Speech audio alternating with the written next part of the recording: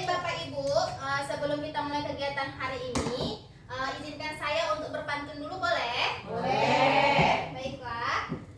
Badan kekar umurnya tua, bawa pedang bukanlah petani. Apa kabar hadirin semua? Selamat datang di kegiatan ini. Assalamualaikum warahmatullahi wabarakatuh. Waalaikumsalam warahmatullahi wabarakatuh. Puji syukur atas kehadiran Allah Subhanahu wa taala yang telah memberikan kita kesehatan, keselamatan, dan kelapangan waktu sehingga kita semua dapat berkumpul di kelas ini untuk mengadakan kegiatan menyebarkan pemahaman dan penerapan pengalaman budaya positif oleh saya, Rizky Fauzia, sebagai calon guru penggerak Angkatan 11 Kabupaten Serdang Bedagai. Nah, selawat berangkaikan salam tak lupa pula kita hadiahkan kepada junjungan Nabi besar Muhammad SAW. Semoga dengan banyaknya kita berselawat, kita termasuk umatnya yang mendapatkan syafaatnya di hari akhir kelak. Amin, amin ya rabbal alamin. Yang saya hormati Ibu Kepala Sekolah SD Negeri 10741 Pematang Guntung. Terima kasih Ibu telah mengizinkan saya untuk melakukan kegiatan hari ini. Dan terima kasih juga kepada Bapak Ibu guru hebat semuanya yang telah bersedia untuk datang ke kelas ini untuk melakukan kegiatan kita pada hari ini. Nah, baiklah. Adapun kegiatan kita pada hari ini yaitu menyebarkan pemahaman dan penerapan pengalaman budaya positif. Bapak Ibu semuanya pernah mendengar kata budaya positif? Pernah. Nah, budaya positif terdiri dari dua kata ya Bapak Ibu, yaitu budaya dan positif. Kalau budaya itu biasanya artinya tuh apa ya? Kalau menurut Bapak Ibu semuanya? Kebiasaan, benar. Apalagi ya Bapak Ibu? Budaya. Sesuatu yang kita lakukan, sering lakukan sehari-hari, ya kan? Sedangkan positif adalah sesuatu hal yang baik, berdampak yang baik. Jadi budaya positif adalah sesuatu yang kita lakukan, yang sering kita lakukan, yang dampaknya akan menjadi baik. Oke, baik, saya minta izin untuk slide selanjutnya. Nah, adapun konsep inti budaya positif, yang pertama itu adalah perubahan paradigma belajar, yang kedua adalah disiplin positif, yang ketiga nilai-nilai kebajikan, yang keempat kebutuhan dasar manusia, yang kelima motivasi perilaku manusia, yang keenam posisi kontrol guru, yang ketujuh keyakinan kelas, dan yang kedelapan adalah segitiga restitusi. Kita masuk yang pertama ya Bapak Ibu, yaitu perubahan paradigma belajar. Nah, pembelajaran dengan paradigma baru. Apa sih itu pembelajaran dengan paradigma baru? Nah, pembelajaran dengan paradigma baru merupakan pembelajaran yang dirancang berdasarkan prinsip pembelajaran berdiferensiasi. Sehingga peserta didik belajar sesuai dengan kebutuhannya berdasarkan tahap perkembangannya. Nah, sesuai teori psikologi modern untuk mewujudkan profil pelajar Pancasila. Nah, Bapak Ibu masih ingat profil pelajar Pancasila kita? Masih ada berapa dimensi Bapak Ibu? Ada? Ada 6. Ada lagunya, yuk kita nyanyikan sama-sama boleh? Yuk, 1, 2, 3, ya. Pelajar Pancasila beriman dan bertakwa kepada Tuhan Yang Esa dan berakhlak mulia, berkebinekaan global, gotong royong mandiri, kreatif dan bernalar kritis. Oke, tepuk tangan. Terima kasih banyak. Nah, jadi pembelajaran paradigma baru ini akan mewujudkan profil pelajar Pancasila, di mana yang pertama adalah beriman dan bertakwa kepada Tuhan Yang Maha Esa, yang akan mewujudkan pelajar kita menjadi berakhlak mulia. Lalu yang kedua adalah berkebinekaan global. Nah, memiliki wawasan global. Lalu yang ketiga adalah bergotong royong. Yang keempat kreatif. Yang kelima bernalar kritis. Dan yang keenam adalah mandiri. Nah, jika kita lihat dari profil pelajar Pancasila ini, kalau kita melihat peserta didik kita saat ini, apakah sudah memiliki keenamnya Bapak Ibu? Menurut Bapak Ibu semuanya? Sudah mulai. Sudah mulai ya Bu. Menurut saya juga seperti itu. Memang belum secara keseluruhan semuanya, tetapi dari keenam ini sudah mulai kita tanamkan satu persatu. Ya kan Bapak Ibu? Ya. Saya berharap semoga ke depannya peserta didik kita akan memiliki keenam profil pelajar Pancasila ini. Amin. Amin. Baik, saya minta izin ke slide selanjutnya. Nah, miskonsepsi tentang teori kontrol. Nah, miskonsepsi ini artinya pendapat yang sering kita salah pahami ya Bapak Ibu. Bahwasanya yang pertama, ilusi guru itu adalah mengontrol murid. Nah, jadi kita beranggapan bahwa guru itu tugasnya hanya mengontrol murid. Lalu yang kedua, guru semua penguatan positif, efektif dan bermanfaat. Lalu yang ketiga, ilusi bahwa kritik dan membuat rasa bersalah mampu menguatkan karakter. Nah, di sini pasti sering nanti kita masuk ke posisi kontrol guru, Bu. Tapi sebelum itu kita bahas dulu yang ini. Ilusi bahwa kritik dan membuat rasa bersalah mampu menguatkan karakter. Kita sebagai guru pasti sering membuat rasa bersalah kepada siswa. Benar atau tidak, Bapak Ibu? Contohnya seperti ini, membuat rasa bersalah. Nah, misal ada seorang siswa yang tidak menggunakan atribut ketika upacara bendera berlangsung. Lalu kita bilang seperti ini, Ibu kecewa sekali sama kamu. Sudah berapa kali Ibu katakan pada kamu, tapi kamu tidak mau dengar. Nah, itu membuat anak menjadi rasa bersalah. Nah, sementara kita selama ini beranggapan bahwasanya hal tersebut itu mampu menguatkan karakter dia. Padahal selama ini pemikiran seperti itu adalah salah ya Bapak Ibu, karena itu bukan membuat siswa menjadi lebih baik. Kalau itu menurut saya.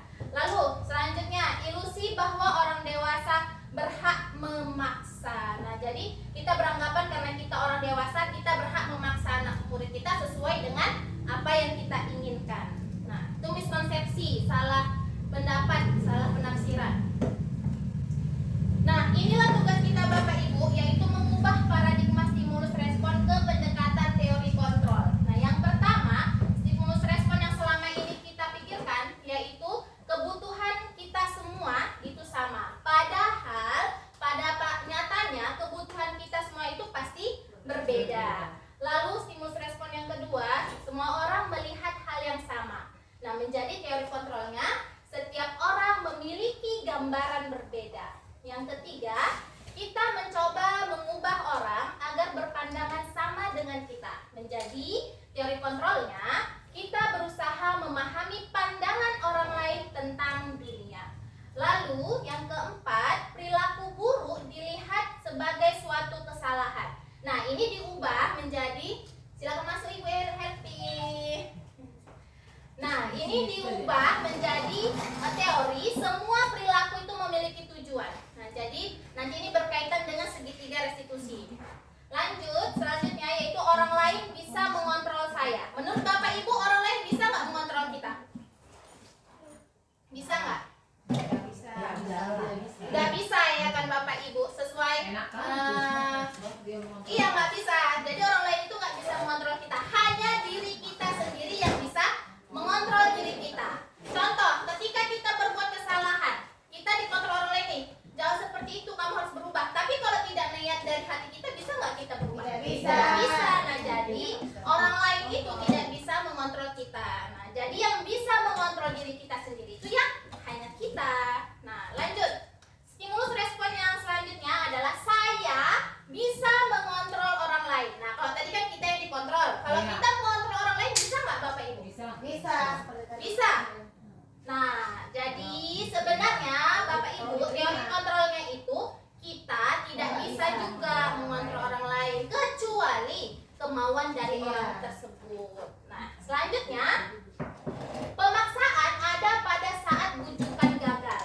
Nah, itu stimulus responnya. Menjadi teori kontrol, kolaborasi dan konsensus menciptakan pilihan-pilihan baru. Jadi kita nggak boleh memecahkan suatu masalah itu dengan sendiri, tapi harus dengan berkolaborasi. Nah, selanjutnya model berpikir menang kalah itu diubah menjadi model berpikir menang-menang. Jadi nggak ada yang kalah karena semuanya menang. Nah, itu stimulus respon menjadi teori kontrol. Selanjutnya, nah masuk kita ke materi yang kedua yaitu disiplin positif. Bapak Ibu pasti setiap hari atau selama hidupnya pasti tidak lepas dari kata disiplin. Benar atau tidak?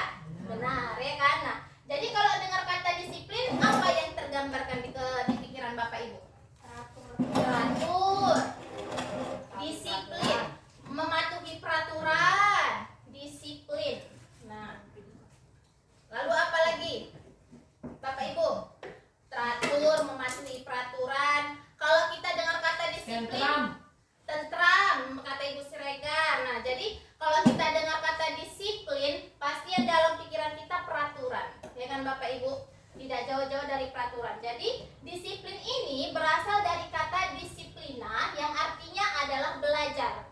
Disiplin mengacu pada disiplin diri yang memiliki tanggung jawab terhadap apa yang dilakukannya berdasarkan nilai-nilai yang diyakini. Nah, disiplin positif itu apa? Disiplin positif itu merupakan salah satu cara penerapan disiplin yang bertujuan untuk menumbuhkan kesadaran serta memberdayakan peserta didik tanpa imbalan. Artinya tanpa imbalan, tanpa reward, dan tanpa ancaman ataupun hukuman. Nah, sebagai pendidik Bapak Ibu, tujuan kita adalah menciptakan peserta didik yang memiliki disiplin diri sehingga mereka berperilaku mengacu kepada nilai-nilai kebajikan universal dan memiliki motivasi intrinsik dalam perubahan perilaku ke arah yang lebih baik. Nah, jadi jika kita ingin menginginkan murid kita berdisiplin positif, harus muncul motivasi intrinsik. Motivasi intrinsik itu adalah motivasi dari dalam dirinya. Nah, sedangkan kalau kita menyemangati dia dari luar, itu adalah motivasi ekstrinsik. Nah, jadi disiplin positif ini Bapak Ibu akan tercapai jika dilaksanakan itu tanpa adanya reward atau imbalan, ya kan? Lalu tanpa adanya ancaman ataupun hukuman. Nah, saya lanjutkan. Nilai-nilai kebajikan. Pernah dengar kata nilai-nilai kebajikan Bapak Ibu? Nah, ya kan, nilai-nilai kebajikan, nilai-nilai positif yang kita yakini dalam kehidupan kita. Nah, nilai-nilai kebajikan adalah nilai yang disepakati bersama, lepas dari suku bangsa, agama, bahasa, maupun latar belakangnya.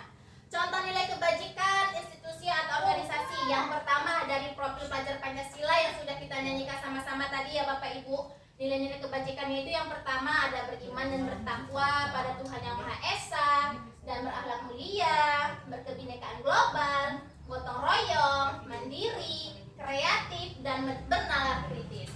Lalu nilai-nilai kebajikan menurut IBO Primary Years Program atau PYP. Ada apa saja Bapak Ibu? Yang pertama, toleransi. Yaitu saling apa artinya Bapak Ibu? Saling menghargai, saling menghormati, ya kan? Toleransi tenggang rasa. Nah, rasa hormat, integritas, mandiri, menghargai, antusias, empati, keingintahuan, kreativitas, kerjasama, percaya diri, dan komitmen. Nah, itu menurut dari IBO Primary Years Program atau PYP. Nah, menurut keterampilan hidup atau life skill, nilai-nilai kebajikan yang harus kita percayai, kita yakini, yaitu yang pertama, dapat dipercayai. Yang kedua, lurus hati. Yang ketiga, pendengar yang aktif, lalu tidak merendahkan orang lain, dan memberikan yang terbaik dari diri. Nah, ini adalah nilai-nilai kebajikan dari institusi atau organisasi. Nah, masuk kita ke materi selanjutnya, yaitu kebutuhan dasar manusia. Bapak Ibu, kita sebagai manusia punya kebutuhan atau tidak? Nah, ya kan? Nah, jadi kebutuhan dasar manusia itu adalah segala sesuatu yang kita lakukan untuk mendapatkan apa yang kita inginkan. Nah, seluruh tindakan yang kita lakukan itu memiliki tujuan tertentu. Dan semua usaha terbaik yang kita lakukan adalah dalam rangka agar kebutuhan dasar kita terpenuhi dengan baik. Nah, sebelum saya masuk ke slide selanjutnya, menurut Bapak Ibu kebutuhan dasar manusia kita itu apa saja? Banyak, Bu. Banyak. Apa saja itu Bu Siregar? Boleh sebutkan? Makanan, Sandang, pangan, banyak. pangan, papan. Hanya 4 itu aja? Atau ada yang lain? Air, Air, kasih termasuk sayang. kasih sayang. Lalu apa lagi? Kurang kasih sayang. Lalu apa lagi, Bapak Ibu? Sudah itu saja? apa? Perlindungan, Perlindungan,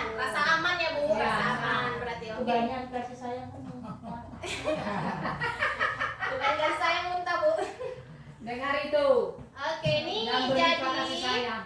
kebutuhan dasar manusia itu sebenarnya ada 5 ya Bapak Ibu. Yang pertama benar yang tadi Bapak Ibu bilang, yaitu makan, butuh pakaian, tempat tinggal, rasa aman, kesehatan, itu masuk ke dalam kebutuhan bertahan hidup. Nah, lalu kebutuhan dasar manusia yang kedua benar kata Ibu Kiki Padilah, yaitu rasa sayang. Nah, benar. Jadi kita membutuhkan kasih sayang dan rasa diterima oleh orang lain. Nah, ini penting nggak untuk kita Bapak Ibu? Penting. Penting ya kan? Karena kalau kita disayang, kita diterima dari orang lain, berarti kita merasa keberadaan kita dihargai, ya kan Bapak Ibu? Nah, jadi contoh dari kasih sayang dan rasa diterima ini, yang pertama itu rasa diterima, dipedulikan, kita berbagi, kerjasama, dan menjadi bagian dalam kelompok. Yang ketiga itu kebutuhan dasar penguasaan. Nah, penguasaan ini bertujuan untuk meningkatkan harga diri, lalu keinginan untuk dianggap, lalu menjadi seorang pemimpin dan berprestasi, diakui serta didengar. Nah, itu kalau yang kebutuhan penguasaan. Lalu yang keempat adalah kebebasan. Nah, 5 kebutuhan kebebasan ini untuk apa tujuannya Bapak Ibu? Contoh kebebasan, kita berbebas untuk berpendapat, ya kan? Melakukan sesuatu yang menurut kita memang baik, ya kan? Itu hak kita, bebas kita melakukannya, itu kebutuhan kita. Jadi tujuannya itu untuk apa? Yang pertama untuk mandiri, lalu memiliki pilihan, lalu untuk apa lagi? Mencoba hal baru dan mampu mengendalikan arah dirinya. Dan kebutuhan yang terakhir yang tidak kalah penting yaitu adalah kesenangan. Kalau kita happy pasti hidup kita apa? Bahagia. Kalau kita happy, hidup pun tentram, Panjang umur, ya kan? Panjang panjang umur, umur. awet muda, Iya. sehat selalu, ya kan? Kuncinya adalah kita happy, senang. Jadi di sini kuncinya kita mendapatkan kebutuhan kesenangan itu dari apa saja, Bapak Ibu? Dari bermain, lalu Humor. dari humor, lihat acara yang lawa-lawa, lucu, kita tertawa, ya kan? Lalu belanja senang ya, Bapak Ibu, ya kan? Kalau nggak ada duit susah juga. Tapi kalau nggak ada, Cuci mata. sebenarnya saya menunggu jawaban itu Bu. Duit. Malu tadi yang mau bilangnya. Udah senang cari duit. Jadi kunci sebenarnya ya sebenarnya salah satunya ya uang. Ya kan? Jadi Undang-undang mengatur negara. iya benar. Kalau kita belanja happy, bermain happy. Tapi butuh apa? Butuh dana. Duit, nah benar. Tapi walaupun begitu, kesenangan yang kita dapatkan bukan hanya dari uang saja ya Bapak Ibu. Kita memiliki keluarga yang lengkap, itu juga kesenangan untuk kita. Keluarga yang sehat, umur yang panjang, itu juga kesenangan untuk kita. Nah, oke, saya lanjutkan. Nah, ini dia tadi yang motivasi perilaku manusia yang ada 2. Nah, yaitu motivasi ekstrinsik dan motivasi intrinsik. Nah, motivasi ekstrinsik itu ada 2. Yang pertama, kita melakukan suatu perbuatan karena didorong untuk menghindari ketidaknyamanan atau hukuman. Lalu yang kedua, untuk mendapatkan imbalan atau penghargaan dari orang lain. Itu yang motivasi ekstrinsik. Kalau motivasi intrinsiknya untuk menjadi orang yang mereka inginkan dan menghargai diri sendiri dengan nilai-nilai yang diyakini. Nah, menurut Bapak Ibu, dari ketiga motivasi ini, mana yang sudah muncul dari diri kita? Misal, kita berangkat ke sekolah untuk mengajar, itu didasari oleh motivasi yang mana? Oke, kalau Bu Helvi intrinsik ya Bu Helvi. Oke. Kalau yang lain, kadang ada kan Bapak Ibu, saya tapi nggak bilang yang di sini lah ya, tapi mungkin ada contoh lain, misalnya seorang guru yang datang tepat waktu karena apa? Ingin dipuji pas sekolah, misalnya, ya kan? Atau karena apa lagi? Karena dia ingin terlihat baik di depan teman-temannya. Nah, itu kan motivasi apa? Motivasi ekstrinsik. Sebenarnya seharusnya yang lebih baik itu adalah motivasi intrinsik dari dalam diri kita. Kita beryakinan, kita percaya bahwasanya apa yang kita lakukan itu memiliki nilai-nilai yang kita yakini, yaitu nilai-nilai kebajikan tadi. Nah, jadi kalau sekarang mungkin masih ada yang melakukannya karena motivasi intrinsik, ya tidak apa-apa, karena setiap orang kan pasti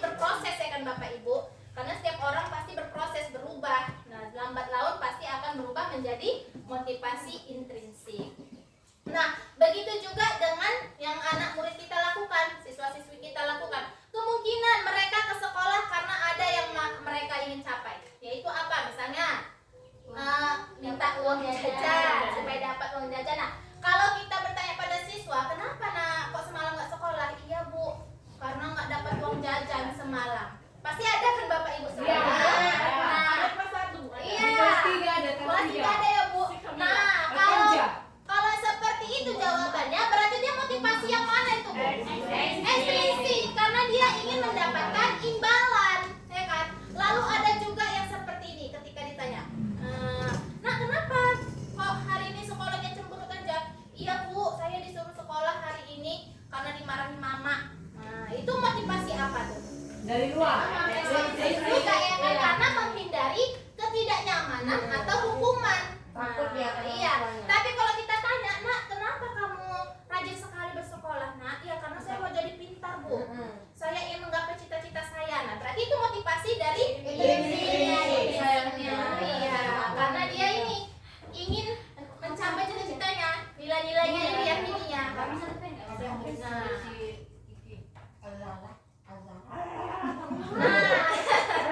lanjut kita ke materi yaitu hukuman, konsekuensi, dan restitusi. Menurut Bapak Ibu semuanya, hukuman dan konsekuensi sama atau beda? Sebelumnya ini deh. Ini deh. Beda. Beda ya. Jadi hukuman Tulisannya aja udah beda, Bu. dan konsekuensi beda. Benar, tulisannya aja udah beda Bu. Berarti ya artinya juga beda. Nah, jadi hukuman itu yang pertama biasanya dilakukan tidak terencana atau tiba-tiba, mendadak ya kan. Lalu yang kedua, siswa tidak tahu apa yang akan terjadi. Jadi siswa ini tidak dilibatkan dalam pembuatan hukuman. Lalu yang ketiga bersifat satu arah, hanya guru yang terlibat. Nah, lalu yang keempat biasanya berupa hukuman fisik ataupun psikis. Nah, itu kalau hukuman. Kalau konsekuensi, itu yang pertama terjadi karena terencana atau disepakati sesuai peraturan.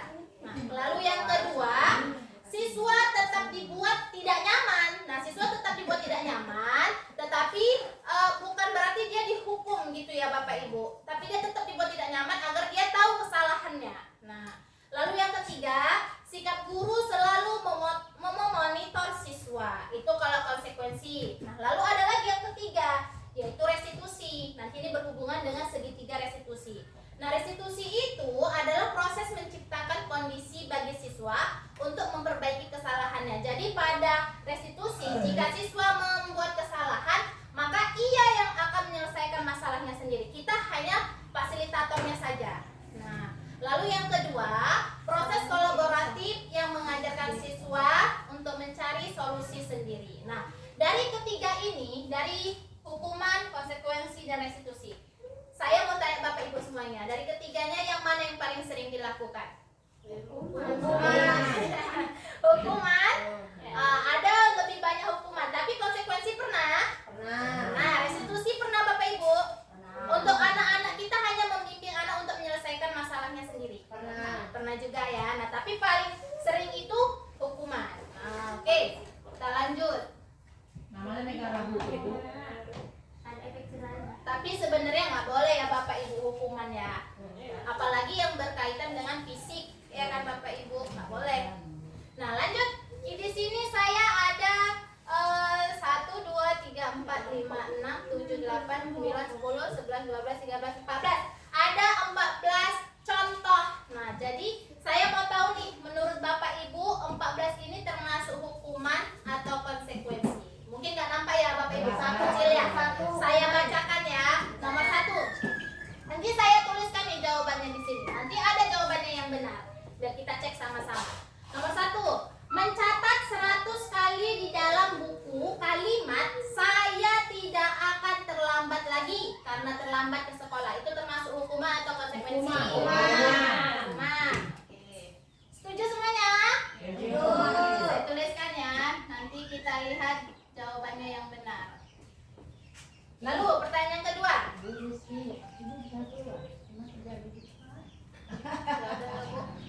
Ya, Bu.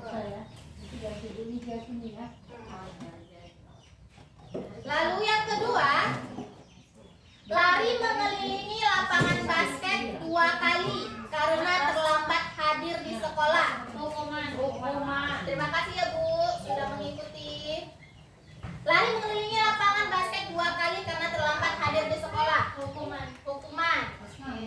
mah.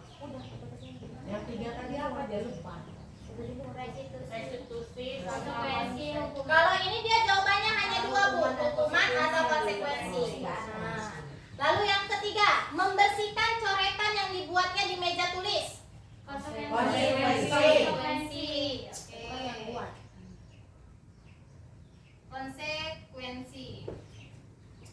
Selanjutnya, menggantikan murid diminta untuk push up 15 kali karena Hukuman. tidak menggunakan masker ke sekolah. Hukuman. Oke. Lalu menggantikan kertas tugas teman yang telah dicoret-coret. Konsekuensi.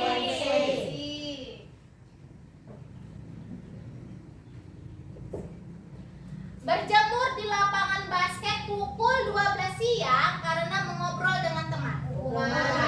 Hukuman. Ya. Murid diminta bertelanjang kaki sepanjang hari karena tidak menggunakan sepatu warna hitam sesuai peraturan sekolah. Konsekuensi. Ayo yang mana? Hukuman atau konsekuensi? Ini konsekuensi. Hukuman? Berarti ada 2 nih ya. Ha sama K. Hukuman dan Sama konsekuensi. Kita singkat aja nanti ya Pak Bu. Iya. H sama K ya. Lalu berdiri di depan kelas sambil mengangkat kaki satu karena tidak bisa menjawab pertanyaan. Hukuman. Oke. H. Membersihkan tumpahan air di meja tulis karena tersenggol pada saat belajar. Konsekuensi. Kehilangan 10 menit jam istirahat untuk mengerjakan tugas karena terlambat datang dan tertinggal pelajaran selama 10 menit. Konsekuensi. Konsekuensi. Ibu-ibu yang lain? Ikut yang banyak dah, Bu. Konsekuensi. Oke. Lalu duduk di bangku di pinggir lapangan pada jam istirahat karena tidak diizinkan bermain oleh guru piket karena mencederai teman saat bermain di lapangan. Konsekuensi. Duduk ya, duduk Hukuman. di samping. Dia duduk di pinggir lapangan sendirian Ya. karena dia tidak boleh main-main. Hukuman. Hukuman. Ya. Hukuman. Konsekuensi. Hukuman. Berarti H dan K. Oke. H dan K ya. Lalu terlambat hadir di pembelajaran daring 15 menit. Berarti pembelajarannya online ya Bapak Ibu. Terlambat dia di 15 menit dan diminta untuk tinggal 15 menit. Jadi pembelajaran sudah selesai, teman-temannya sudah konsekuensi. Oke. Konsekuensi. Lalu lari mengelilingi lapangan basket 2 kali karena terlambat 10 menit untuk pembelajaran PJOK. Hukuman. Ya. Yang lain hukuman. Lalu selanjutnya membersihkan WC sekolah karena mematahkan pensil kawannya. Hukuman. Ibu Kiki. Membersihkan WC sekolah. Hukuman. Bersihkan tuh WC itu prinsip kalau mau kepatahkan.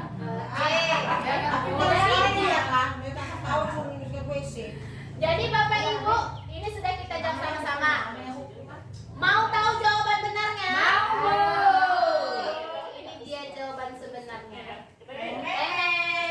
Nah, jadi yang pertama itu adalah mencatat 100 kali dalam buku kalimat saya tidak akan terlambat lagi karena terlambat ke sekolah adalah konsekuensi. Kenapa? Kemungkinan pada saat siswa tadi di kelas atau di lapangan sudah dijelaskan oleh gurunya, sudah dikasih tahu nak kalau terlambat konsekuensinya adalah kamu menulis di kertas seperti ini gitu. Nah, jadi ini adalah konsekuensi. Sebenarnya Bapak Ibu, ketika saya ngezoom juga kemarin, saya juga salah. Saya buat hukuman, tapi ternyata konsekuensi. Sudah diperingatin dia. Iya, benar. Mungkin pada saat diperingati dia nggak datang, Bu. Mungkin, tapi kan teman-teman yang lain ada. Oke, lanjut ya Bapak Ibu. Lari mengelilingi lapangan basket 2 kali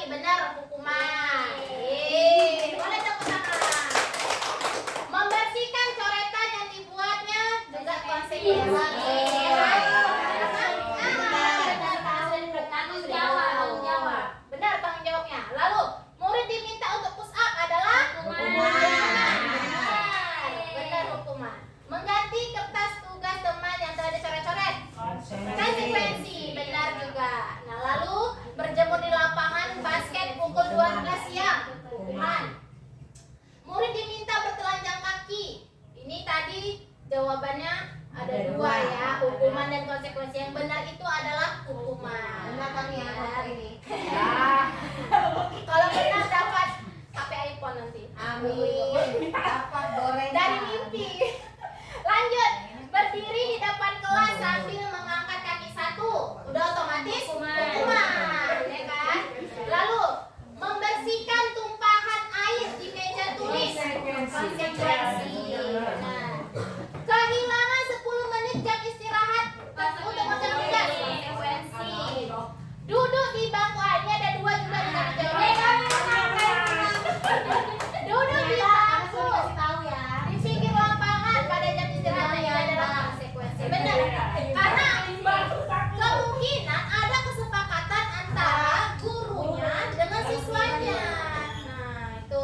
Lalu yang kedua, selanjutnya terlambat hadir di pembelajaran daring 15 menit lalu diminta lagi untuk 15 menit. Konsekuensi. Nah, ini tadi semuanya menjawab hukuman ya. Lari mengelilingi lapangan basket 2 kali karena terlambat 10 menit untuk pelajaran PJK. Ini adalah konsekuensi.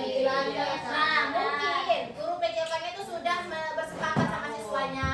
Nah, kalau terlambat konsekuensinya adalah kalian lari 2 kali ya mengelilingi lapangan. Kesepakatan.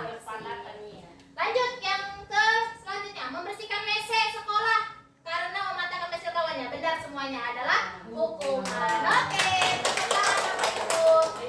Nah, jadi sebenarnya Bapak Ibu, hukuman itu dengan konsekuensi hampir sama. Benar Bu Kiki, susah untuk membedakannya ya kan. Yang membedakannya itu tadi, kalau hukuman itu dia terjadi secara tiba-tiba. Iya. Anak nggak pakai atribut, kamu baris di sana. Kita pisahkan. Nah, itu hukuman. Tapi kalau pensil itu sudah perjanjian awas sebenarnya ya, kalau pensilnya itu lagi pensilnya yang lagi ternyata Itu jarang ya. jarang seperti itu, Tiba-tiba kan? gitu ya. Nah, kalau dia tiba-tiba Mana tahu? bisa dia menumpahkan air ya kan dibersihkannya, ya itu tanggung jawab dia, konsekuensi dia kan. Nah, apa yang sudah dia lakukan? Bagaimana tuh Bu? Lambat mak datang ke sekolah karena ada pagar, berdiri di pagar. Lomba sekolah nggak boleh masuk. Nggak boleh masuk. Itu kan Kalau menurut saya itu konsekuensi karena kan sudah ada peraturan sekolah datang tepat waktu. Terima kasih mereka.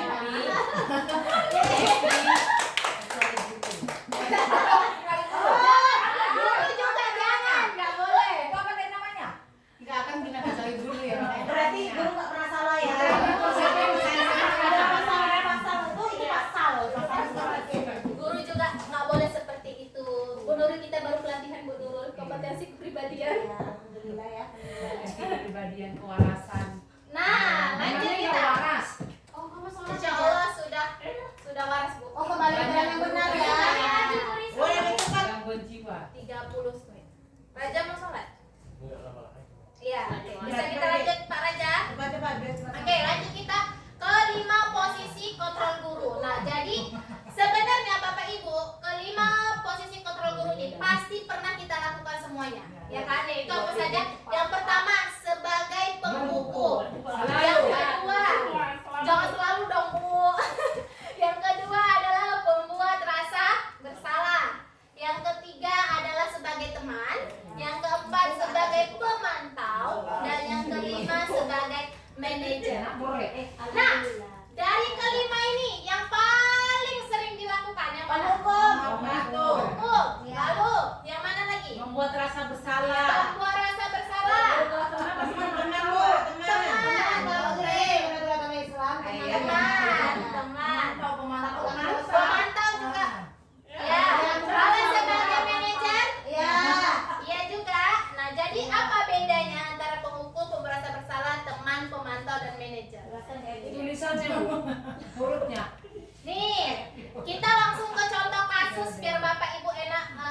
mengerjakannya. Nah, jadi ada contoh kasus siswa tidak memakai atribut lengkap saat upacara bendera. Nah, kalau posisi kontrol kita sebagai penghukum, kita akan menyuruh siswa untuk menghormat bendera selama 1 jam. Itu posisi kita sebagai seorang penghukum. Berdiri kamu di lapangan, hormat bendera 1 jam.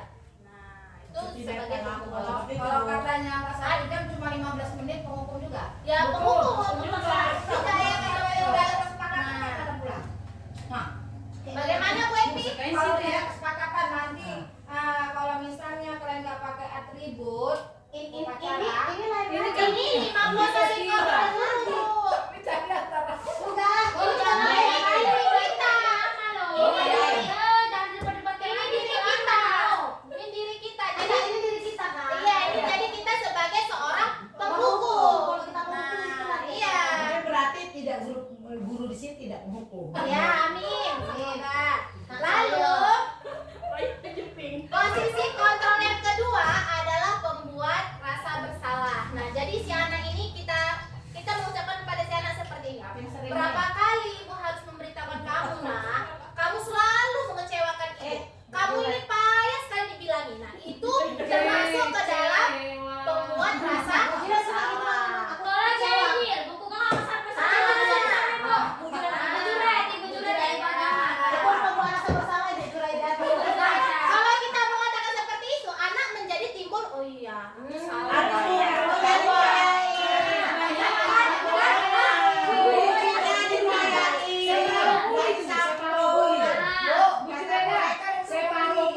Nggak boleh, Bu. Iya, Kamu udah dikasih buku, nak. Tapi ada juga. aja pun masa kamu nggak mau nyampurnya ya 3.000 rupiah. Kecewa ibu. Iya, nah, kalau ibu agama seperti itu berarti pembuat rasa bersalah. Posisi kontrolnya. Kembali ke jalan yang benar, Bu. Udah kebagian benar lah. Suruh nyampur 3.000 aja kok mau. Kok kok beli buku di 100.000 ini loh kok beli. Lanjut, Bu. Ya, oke lanjut. Nah, yang posisi ini kasusnya masih sama ya Bapak Ibu. Yaitu kasus selanjutnya adalah sebagai teman. Nah, contohnya seperti ini. Ketika anak tidak memakai atribut lengkap, kita bilang, ayo dong nak, ikuti aturan sekolah. Sekali ini ibu maafkan ya, tapi jangan diulangi lagi. Itu kayaknya dikipas 2 kali tuh. Ibu bikin. Nah, itu Salah toh. Terbalik Bu, kamu mana? Kopi kau mana? Kau kasih kau mana? Kenyataannya gitu Bu Dini. Iya. Ah, saya teman. Nah, kalau itu dia posisinya sebagai teman, ya kan? Lalu kalau posisi pemantau, nah contohnya bagaimana? Kita datangi si anak, nah contohnya nih kita datangi si anak, kita bilang, topinya. itu masih topinya. Nah, Orang itu, kan tahu ruangnya. Kasih topi. ya itu contohnya itu kalimatnya. Bilangkan sama ibu. Kamu sudah melanggar peraturan sekolah. Kamu tahu konsekuensinya. Nah, jadi kita bertanya sama siswa nih, kamu tahu konsekuensinya? Misalnya dia bilang, iya Bu, saya tahu ya karena. Jadi kita bilang setelah upacara kamu beli atributnya di koperasi sekolah. Nah, itu tugas kita sebagai Ibu Rega. pemantau. Itu Itu Ibu Ibu Rega. Beli, Oke, cepetan. mantap. Itu Ibu Rega. Ada satu lagi, sebenarnya ini yang paling penting, Ah, ini yaitu ya. kita sebagai seorang manajer. Nah, jadi Jangan satu posisi gitu. iya. Itulah gunanya kita latih terus menerus Bu Nining agar si siswa tadi terbiasa. Nah, contoh kalimatnya kita bertanya sama siswa. Jadi siswa sendiri yang menyelesaikan masalahnya. Nah, jadi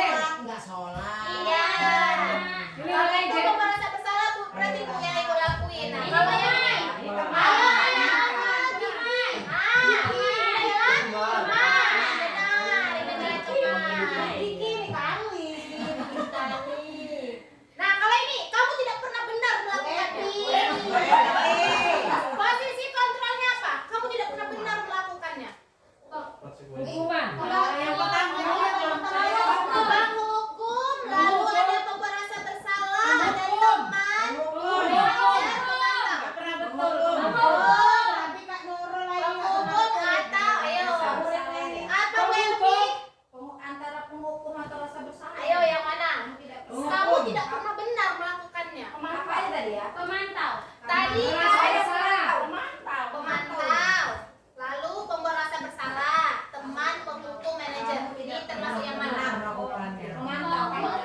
Bukan penghukum ini. Coba kalau posisinya diganti, ibu yang misalnya kepala sekolah mengatakan kepada ibu, ibu nggak pernah benar melakukannya. Berarti ibu merasa bersalah. Ini adalah termasuk posisi kontrol pembuat rasa bersalah. Nah, kalau ini apa rencanamu untuk menyelesaikan? Karena disuruh untuk menyelesaikan kesalahannya sendiri. Kalau ini berdiri di depan kelas dan bawa ini nggak boleh ya Bapak Ibu. Nggak boleh Bapak Ibu. Sebenarnya, tapi seperti ini. Menurut Bapak Ibu, menghukum itu perlu atau tidak? Karena untuk benar ya, karena kalau kita juga memposisikan diri kita terus-terusan sebagai teman, kemungkinan besar untuk tingkat perubahan siswa itu kecil ya kan Bapak Ibu. Jadi sebenarnya 5 posisi kontrol ini nggak harus kita miliki satu, kita harus memiliki semuanya. Tetapi harus yang lebih menonjol itu yang mana gitu sebagai seorang manajer. Bahasa sini Bu mentiko nanti lama-lama. Lama-lama mentiko. Tapi kalau di SMA Melunjak. kita sebagai penghukum, kempes banget.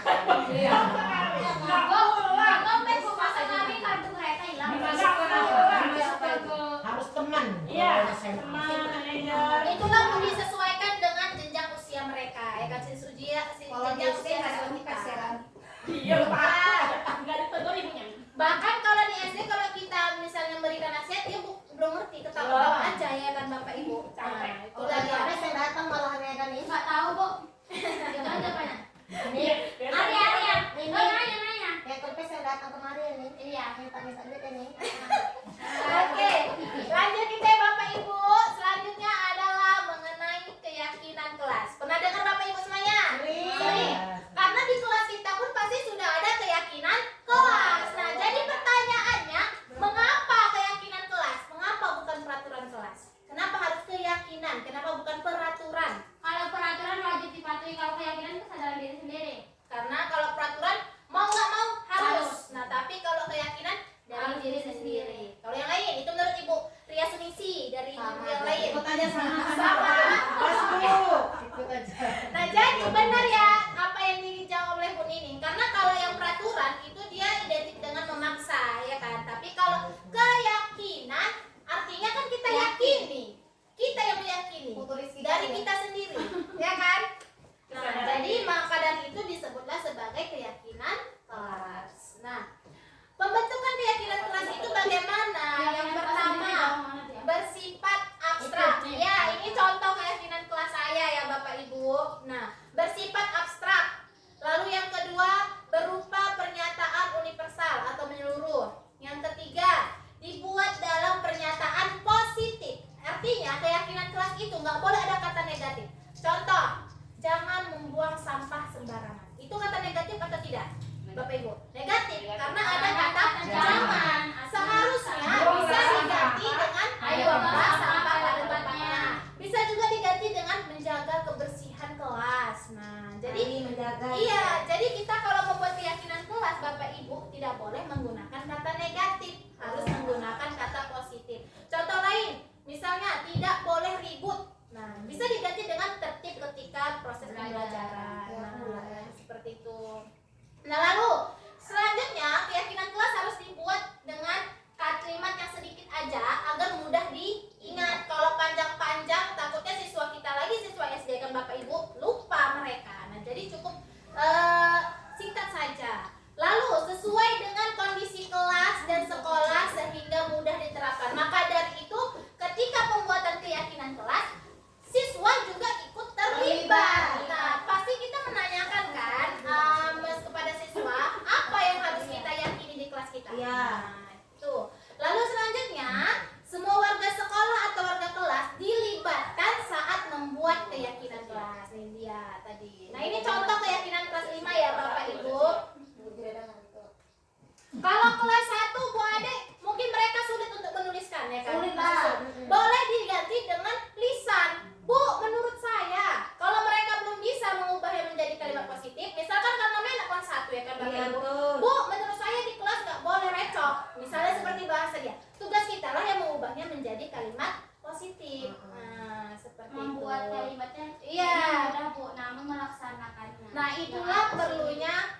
saya bilang tadi Bu, Betul, ini betul laki jalan yang benar. tidak ada orang yang langsung bisa, langsung semuanya butuh proses. Nah, jadi nggak apa-apa.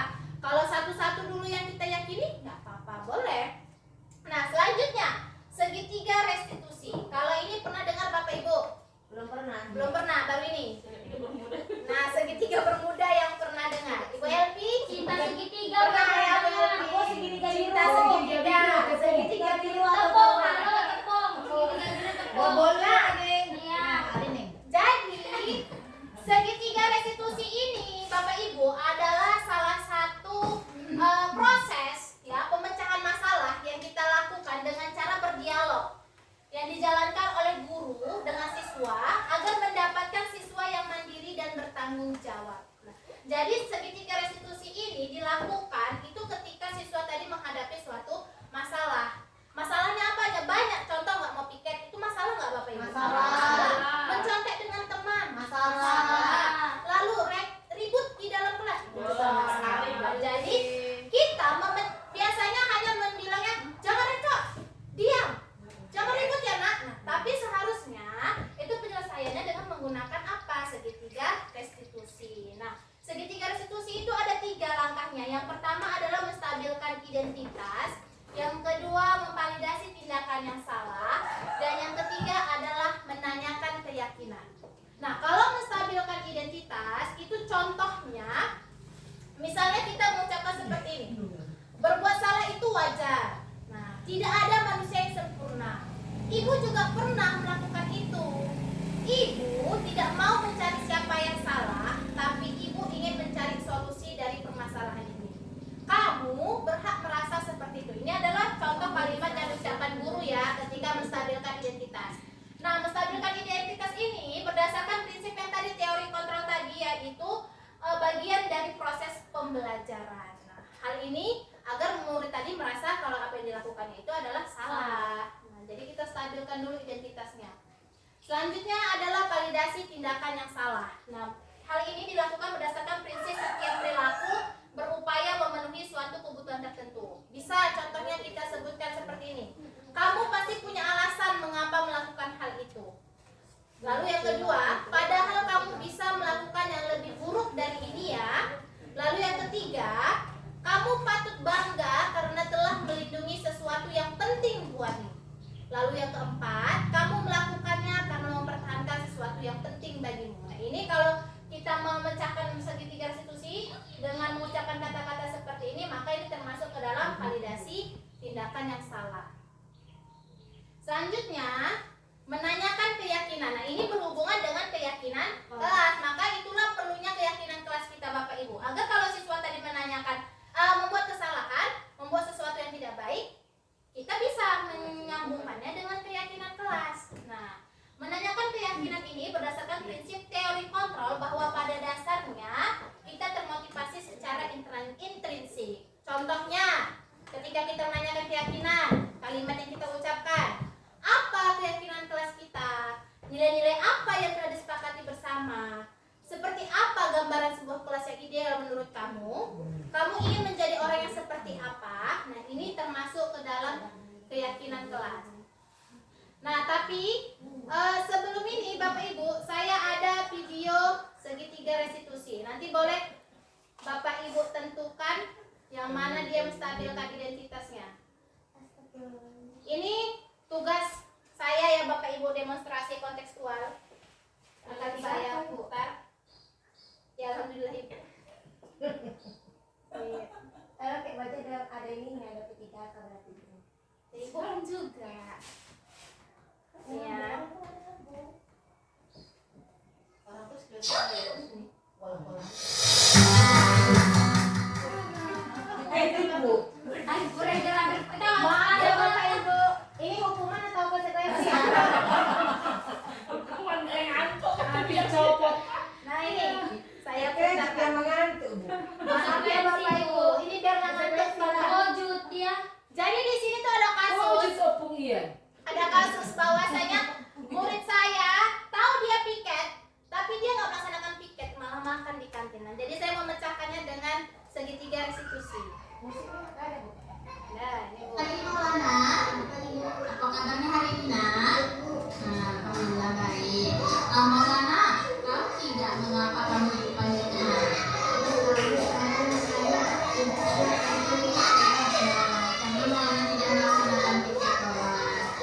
mengapa Maulana tidak melaksanakan piket kelas, nak? Karena saya sarapan di kantin dan tidak sempat ke kelas. Oh gitu. Nah, semasa ibu sekolah dasar seperti kamu, ibu juga pernah sarapannya di kantin. Nah, jadi ibu mau tahu nih, kenapa Maulana kok sarapannya di kantin? Nah, kok nggak di rumah? Saya tidak suka sarapan di rumah karena saya kesiangan bangunnya besok. Aduh, kesiangan bangunnya ya. Nah, Maulana, menurut Maulana, apakah tidak melaksanakan piket kelas itu sesuai atau tidak dengan keyakinan kelas kita? Tidak. Nah, jadi keyakinan kelas apa yang sudah kita sepakati, Maulana? Iya. Nah, jadi kamu bersedia tidak untuk memperbaiki kesalahan yang kamu lakukan? Saya bersedia. Jika Maulana bersedia memperbaiki kesalahannya, kamu ingin melakukan apa? Saya akan bangun tepat waktu dan sarapan di rumah. Saya juga akan melaksanakan piket dengan sekali. Nah, kira-kira kapan ya Maulana bisa melakukan hal tersebut? Saya akan lakukan mulai dari ini. Oke, baiklah. Jadi Maulana sudah tahu kan apa kesalahannya? Saya minta maaf ya Bu. Baiklah, jangan lagi diulangi ya, nak. Selamat pagi, Ajara. Kalau ini kelas siapa Selamat kedua? pagi hari ini, nak. Siswa yang mencontek Alhamdulillah. Nah, teman-temannya. Zahra, tahu tidak kenapa ibu panggil kemarin? Tidak tahu ya? Nah, jadi ibu panggil kemarin karena kemarin ibu mendapat laporan bahwasanya Zahra dalam ulangan harian bahasa Indonesia kemarin melihat jawaban temannya. Benar atau tidak ibu Zahra? Aduh, benar ya. Nah, jika kita melihat jawaban teman, itu apa namanya ya, nak? Mencontek. Nah, menurut Zahra, apakah mencontek itu perilaku yang baik, nak? Nah, iya, tidak baik ya. Nah, jadi mencontek itu merupakan salah satu perbuatan yang tidak baik ya, nak. Nah, tapi kita di sini, ibu di sini, itu tidak mau menyalahkan siapa. Kita nggak mau cari siapa yang salah. Tapi kita mau mencari solusi dari permasalahan yang kamu hadapi. Nah, ibu mau tahu kenapa jangan sampai mencontek? Nah,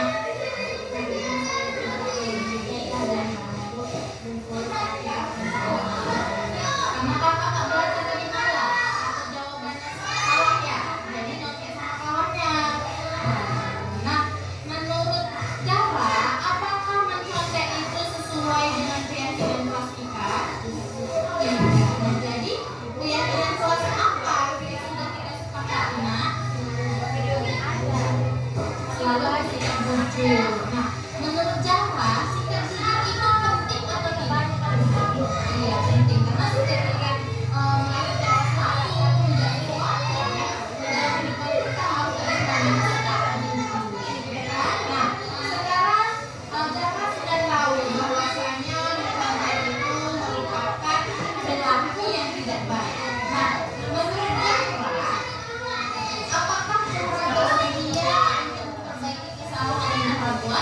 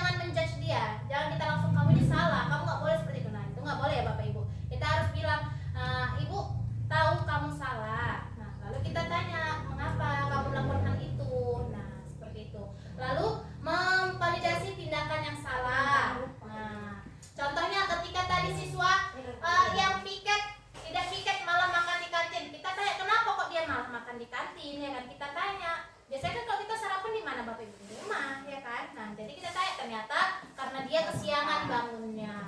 Lalu kita hubungkanlah dia dengan keyakinan kelas yang telah kita buat.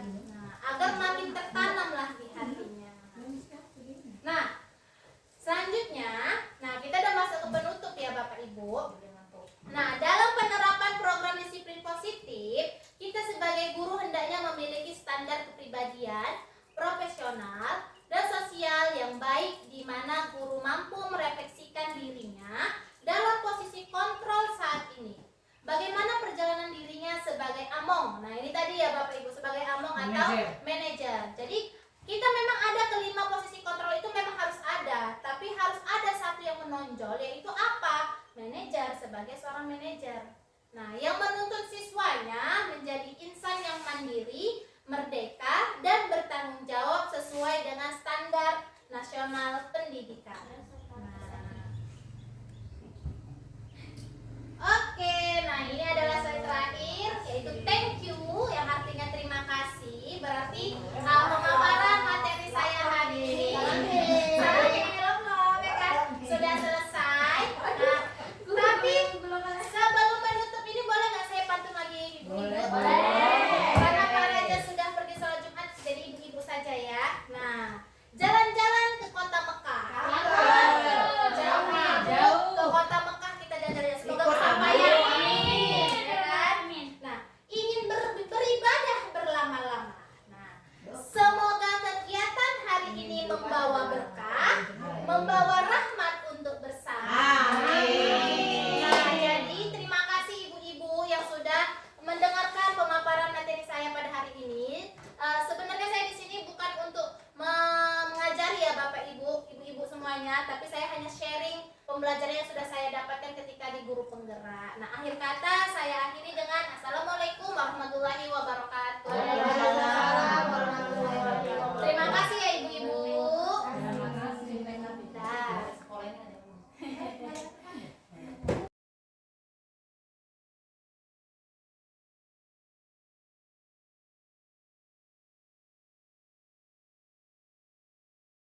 Assalamualaikum warahmatullahi wabarakatuh.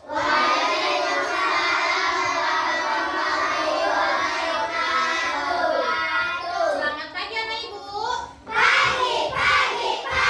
Luar biasa. Apa kabarnya hari ini? Luar biasa. Nah, hari ini hari apa ya nak? Hari ini. Tanggal berapa hari ini? 18 bulan apa? Juli tahun 2020. Nah, hari ini adalah hari keempat kita untuk memasuki hari pembelajaran di tahun ajaran baru, yaitu di tahun ajaran 2024-2025. Nah, anak ibu sekarang sudah berada di kelas berapa? 5. Nah, apa rasanya, perasaannya apa naik kelas 5? Kalau bahagia kasih dulu jempolnya 2. Nah, bahagia sekali, bahagia sekali. Nah, anak ibu sebelum kita memasuki pembelajaran, karena hari ini sudah hari efektif ya, setelah 3 hari kemarin kita MPLS, masa pengenalan lingkungan sekolah. Nah, jadi sebelum efektivitas belajar kita dimulai, ibu akan membuat keyakinan kelas. Nah, anak ibu pernah tidak mendengar kata keyakinan kelas? Sudah pernah dengar? Sudah. Di kelas 4 dulu sudah ada atau belum keyakinan kelasnya? Sudah. Coba ibu mau tahu, masih ingat nggak? Apa itu keyakinan kelas? Siapa yang tahu? Wah, ternyata semuanya tahu. Tapi ibu pilih aja 3 ya. Ibu mau nanya pendapat dulu. Oke, silakan turunkan tangan.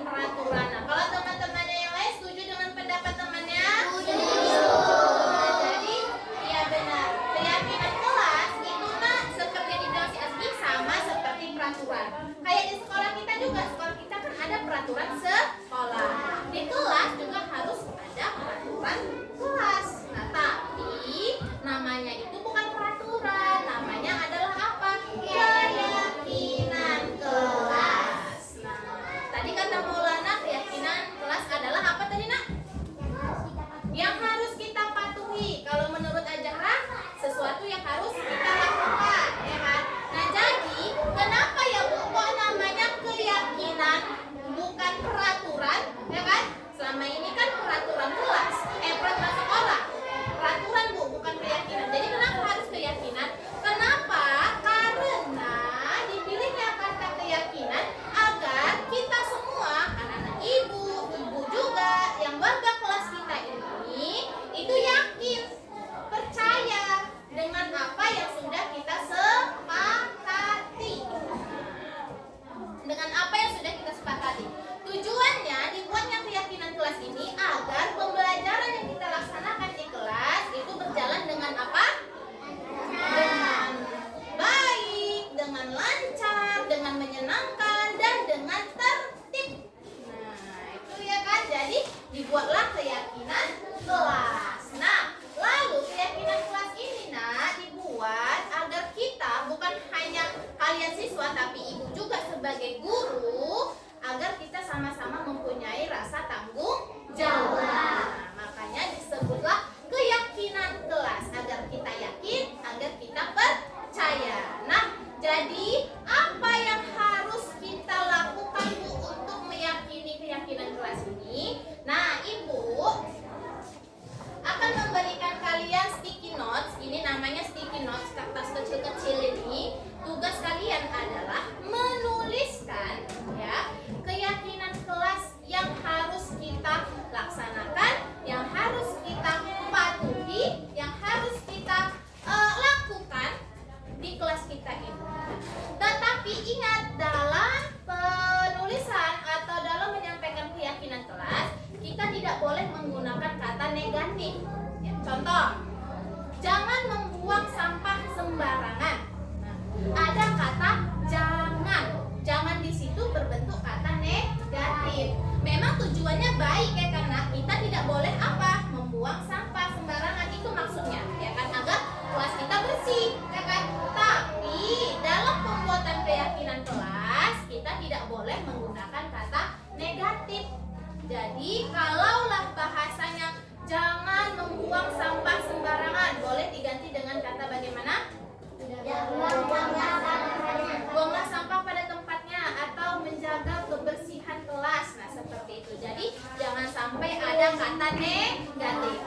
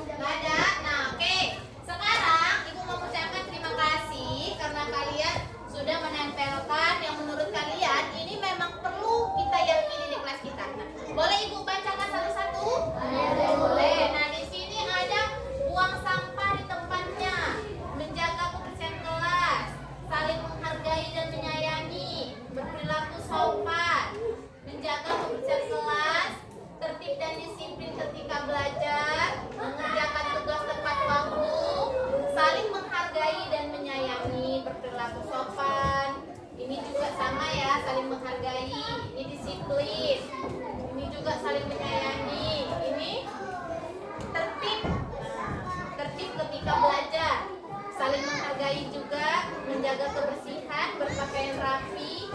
Di sini disiplin. Ini menjaga kebersihan. Ini juga menjaga kebersihan. Lalu berpakaian rapi dan saling menghargai. Nah, anak-anak ibu, setelah ibu bacakan hasil dari yang kalian tuliskan, banyak tidak yang pendapatnya sama? Banyak yang pendapatnya sama. Boleh atau tidak ibu seleksi yang jawabannya sama, jadi cukup kita ambil satu aja, boleh? Oke, ibu ambil ya yang sama ya kata-katanya.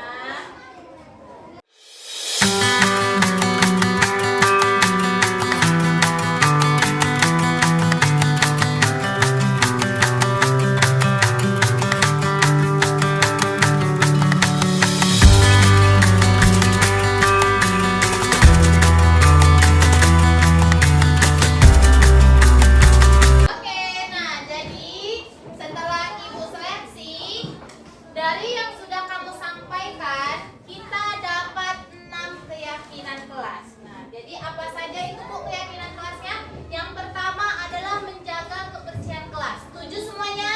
Setuju. Nah, menjaga kebersihan kelas. Jadi, bagaimana cara menjaga kebersihan kelas kita, sayang?